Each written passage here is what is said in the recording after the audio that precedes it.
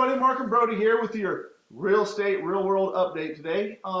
This is episode 2, and normally we talk about what's going on in the market through the week. But we had something come in this week that just baffled us that somebody couldn't understand. So Brody and I are going to go through it and show you what happened, and we'll give you little details on how it turned out. Yeah, we got a lead come in. It was in Nashville, Tennessee, and we actually have a property there that we have lease option, and we were either going to put somebody in it and do the lease option, like a sandwich lease option, or we were going to assign someone our contract because it's a great deal, and take a fee for that. So we gave this lady 2 options. Well, no, let me rephrase that. We gave her 1 option, and she backed out. Now, it's crazy that people's financial ignorance is unbelievable to me. I was trying to save her $5,000 and probably $100,000 over the life of the loan. At least $100,000. Yeah, and she just, because it was in her mind that the payments weren't coming off of the balance, that she didn't want to do the deal. So I'm going to show you the numbers on paper, and you can all make your own conclusion. So the bottom line is the retail. Go ahead. But this option 2 is the option we gave her, just so we know. Yes, it is option 2, right? This is what she wanted, but did not make sense. Which is unbelievable to me. But the property is a very nice property in a very nice area in Murfreesboro, Tennessee. And great neighborhood, great schools. People love the schools there. Great house, nothing wrong with it. Great deal. Okay, so it's basically a $138,000 house, maybe a little bit more, but you could say $138,000.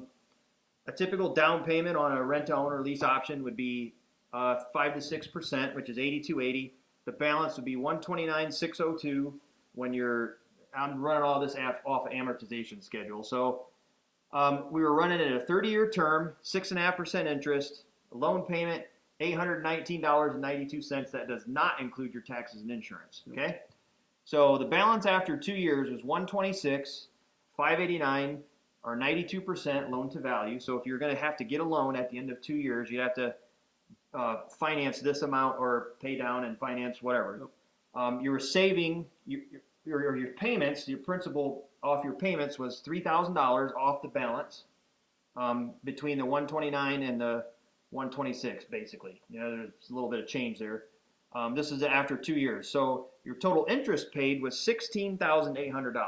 Okay, so at the end of 2 years, she'd have to finance the house through a bank or pay cash or whatever she's going to do, and she would owe this amount. So $126,589. Okay? And the option that we set up for her, because we were trying to help. Yeah. Not strictly because of help. Yeah, not trying to take advantage of anybody. We were actually trying to help the lady.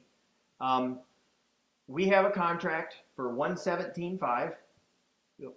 The down payment is $2,500 on the lease, or the option, and so the balance on this would be $115,000. So you pay the $2,500, you owe this person $115,000. Okay. So the down payment we pitched to her was $8,000, $2,500 towards the price or principal, and $5,500 assignment fee to us. Okay. Which that in turn makes the balance. So the balance is $115,000. Yep. So in essence, she's paying $120,500, whatever you want to say. Okay. Her payment on this, because we're going to assign her this, is $950 payment, but that includes the taxes and insurance. So $819.92 just payment, include not taxes and insurance. $950 taxes and insurance for 2 years, in which takes the value 83% loan to value. At the end of 2 years, she would make $22,800 in payments, which is taxes and insurance. She would have saved $11,000 off of the overall price, and she only owes $115,000, right? Wherever that's $115,000. Her loan to value at that point is only 83%, and at the end of 2 years, it might appreciate a little bit, so it might only be 80%. Guess what you can get when you got an 80% loan to value? Conventional loan, low interest rate, way low interest rate. Yep. If you do it this way, your loan to value is 92%. Guess what you fall into? FHA or some kind of a government assisted loan. And guess what? You got PMI, all these other costs involved. It's just unbelievable to me, her ignorance, that I was trying to help her and save her ridiculous amounts of money, and she backed out of the deal because I wouldn't tell her that the payments, some of the payments Was come gonna come off off of the the price. balance. Now, everybody looks at this number and this number and say, well, she's paying a lot more. Well, again, this does not have taxes and insurance in it. So is she paying a lot more? No, it's going to be relatively It's close to the same, So- to be honest with you. So I saved her a minimum of $10,000. I guarantee it. So unbelievable to me. I don't understand people. No. I was like trying to help someone and they backed out of the deal. So now, what was my lesson that I learned on this? I needed to go sit down with this lady Yep. and show her this and say, this is what I'm trying to do. I'm not trying to take advantage of you. I'm trying to help you because I just want my assignment fee. And if you got a better deal, go for it. Yeah. But I want my assignment fee because I spend the money trying to get those deals to come in, and I have the deal. It's my deal. So I want something for that because I'm giving you an item. It's no different than if I go and buy a car for $1,000 and it's worth $5,000 and I sell it to you for $2,000. It's no different. I mean, perception to her, she thought maybe, I don't know this for sure, but she thought maybe she was getting ripped off. When in essence, Yeah. she was getting a much better deal with the option that we gave her to buy this home that she really wanted. Now, because either she didn't understand it or we didn't do a good enough job explaining it to her, which, lesson learned on our part. Yeah, that's probably the case. And going forward, we just want to make everybody aware this is something that we ran into. Maybe you've run into it too, that you can help somebody with this. Well, and everybody's perception in the market of rent to own is that some of the payment should come off of the balance.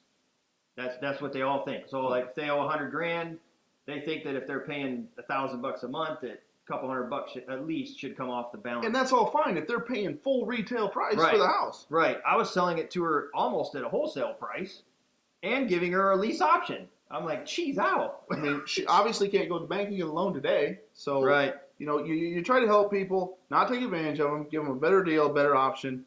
Again, it's all about education.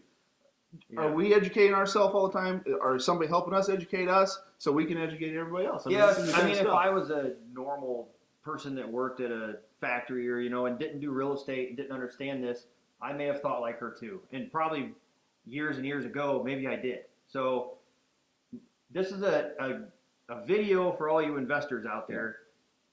You have to educate the people that you're trying to work with, especially if you want to help them, because they are on edge, and a lot of them think that, oh, these guys are trying to take advantage of me, and they're always looking for like some kind of a little area where you're trying to, flip the table on them and hose them or something like that, which we weren't. We were trying to help her, and I think that's what it boiled down to. It was just, I think she almost couldn't believe that we were being that nice. So this is a video for all you investors out there. Teach your buyers or your sellers or whatever you got going on. I've always found that honesty is the best policy. Tell them, you know what, I got to spend $50,000 to fix this house up. That's why I can only offer you 30, or whatever the amount is. Whatever it is and what we're doing. Yeah, and if you're honest with them, they're like, okay, at least they were honest. And even if you don't do the deal, at least they'll walk away. They can't say anything bad about you. Correct. So this is Brody and Mark with theartofgettingdeals.com. Email us at info@theartofgettingdeals.com if you got any questions. And check us out on YouTube, Facebook, all that fun stuff. Happy investing. Have a great day.